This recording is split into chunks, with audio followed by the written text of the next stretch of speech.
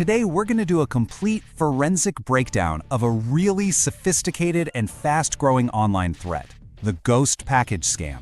Now, this is a crime that doesn't prey on some tech vulnerability. Nope, it preys on something much simpler, our own psychology and just the normal way we all shop online now.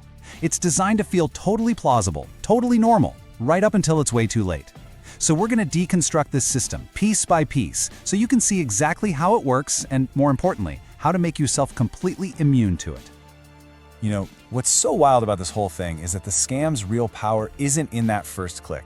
You know, the flashy social media ad or the price that's just too good to be true. That's just the bait. The real engine of the fraud is in the silence that comes after you pay. The scam thrives in that gap between your payment and the expected delivery date, a period where your own patience and hope are literally turned into weapons against you. They are weaponizing the act of waiting. So, here's how we're going to tackle this. First, we'll look at the size of the problem and why it's so common right now. Then, we'll dissect the scam's anatomy, step by step. After that, we'll get into the psychological traps that make it so effective, even against really smart shoppers. We'll take a peek inside the massive infrastructure that powers it all. And finally, we'll build a powerful, practical defensive strategy you can start using today. All right, so first up, let's talk about the environment where these scams thrive. See, they don't just exist in a vacuum. They're like a parasite that's perfectly adapted to how we all shop online now. Our habits, our expectations, and our trust in the system. Scammers saw how our world changed, how we got used to buying everything online, and they designed a trap that fits perfectly into our new normal. And the scale of this is just staggering. We're talking hundreds of millions of dollars a year. And that's just what gets reported to the FTC. The real number is probably way, way higher. This isn't some niche problem hitting a few unlucky people. It's a huge, systematic campaign targeting millions of us, turning the convenience of online shopping into a financial minefield. So, how did we even get here? Well, two things basically created the perfect storm. First, we've all gotten used to shipping delays, right? Phrases like supply chain issues or customs delays are just part of the deal now. Scammers use this patience against us. And second, our social media feeds have become our new shopping malls. The algorithms know exactly what we want and they serve it right up. We're trained to see an ad, click, and buy, all in less than a minute. That combination, patience for delays and impatience for a good deal, is the fertile ground where this scam takes root. Okay, let's get into the mechanics. Let's really deconstruct what some call the transactional depletion machine. And for good reason. It's not just a one-off theft, it's a carefully designed, multi-stage process. It's engineered to bait you, stall you, and ultimately drain not just your bank account, but your time, your optimism, and your ability to even file a successful chargeback. This lays out the whole life cycle, and it really is like an industrial process. Step 1, super targeted ads find you on social media. 2, the fake store looks legit, using stolen logos and secure checkout badges to build trust. 3 is the hook, that unbelievable price. 4, after you've paid, comes the tracking ruse to keep you waiting. 5 is the extraction, where they just stall any complaints. And finally, 6, by the time you figure it out, the store is gone, replaced by a new one, ready to do it all over again. It's a fraud business in a box. Now, this is the crucial moment. The entire scam hinges right here, on the hook.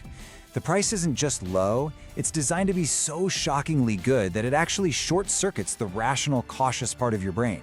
It's a tactic called cognitive overload. Your mind gets so focused on the amazing deal, on the fear of missing out, that it just stops asking the most important questions, like, hey, is this website even real? And this right here, this is the psychological choke point. This is the heart of the machine. After you buy, you get a tracking number and it seems to work. You see plausible updates, label created, in transit, but then the delays start. Customs delay, delivery exception. These are all lies. Fake events timed perfectly to do one thing, make you wait. Each little update is a breadcrumb of hope meant to lead you right past the 30 or 60-day window your credit card company gives you to dispute the charge. They're not just stealing your money, they're stealing your time to fight back. And here's where the manipulation flips into something even more twisted. You finally get suspicious, you send an email, and an incredibly friendly customer service agent replies almost instantly.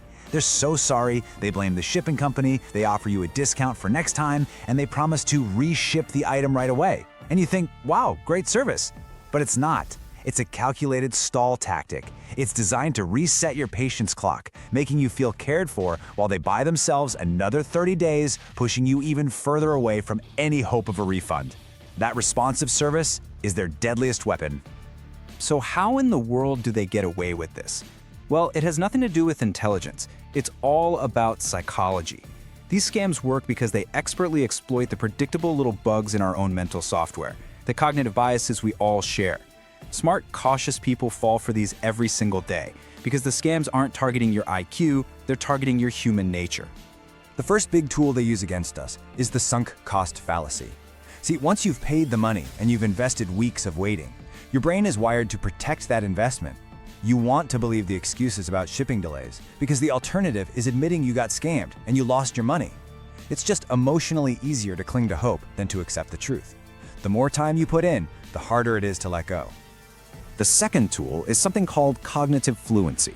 Our brains just naturally prefer things that are easy to process and feel familiar. So scammers use these super professional, slick-looking website templates. The layout, the shopping cart icon, the secure checkout badges, it all looks and feels right. This familiarity acts like a stage prop, creating this powerful feeling of safety that bypasses our internal scam alarm. The professional design makes the lie easy to swallow. And then there's social proof hijacking. We're social animals. We look to others to see if something's okay. A real business builds social proof slowly, over time with a mix of good and bad reviews. Scammers just hijack the whole concept. Their sites are brand new, but somehow have hundreds of glowing, generic 5-star reviews. Their social media has thousands of followers, but no one's actually talking because they're all bots. This is your checklist for spotting the fake. Look for imperfection. Perfection is the hallmark of fraud. So it's really important to get this. We are not dealing with some lone hacker in a dark room. This is a highly organized, massive industry. We're now going inside the ghost infrastructure to see the machinery, the pre-built systems that make launching thousands of these fake stores not just possible, but scarily easy. These scam websites, these ghost stores, are literally mass-produced. They come from templates that are preloaded with everything they need to deceive you. Stolen logos for instant trust, AI-written product descriptions, thousands of fake reviews, and crucially, integrated software that creates those fake tracking updates. Even the customer service emails that seem so personal, they're often just generated by an AI using a script. It's an entire fraud business in a box, ready to go in minutes. Now this is one of their most cynical and effective tricks. If you actually manage to file a chargeback with your bank in time, the scammer will fight it. They'll use tracking data from a completely unrelated cheap package, like a single paperclip, that they sent to a random address in your zip code. They give this tracking number to your bank as proof of delivery, and often that's enough to get your dispute denied. They're exploiting a loophole in the very system that's supposed to protect you. Okay, we've seen the problem, the anatomy, the psychology, the whole industrial setup. It's a grim picture, but knowledge really is power. Now, we're shifting from analysis to action. This is about giving you a concrete, simple strategy to spot these ghost stores before they ever get a penny from you. This is how you build your defense. This is the key question. This is what you have to ask yourself every single time you find a new online store, especially one that popped up in a social media ad. How can you tell if this business is real, with a real history, or if it was just created yesterday with the sole purpose of ripping you off? And here it is. This is the single most powerful tool you have. It takes less than a minute, and it is 100% free. It's the Domain Age Audit. Just search online for a Whois lookup tool. Type in the website's address, and it will show you the public registration data for that domain, including one critical piece of information, the creation date. Real businesses have domains that are years, even decades old. A ghost store will almost always be just days or weeks old. This one check is like a silver bullet that stops most of these scams in their tracks. And here are a few more quick rules to burn into your brain.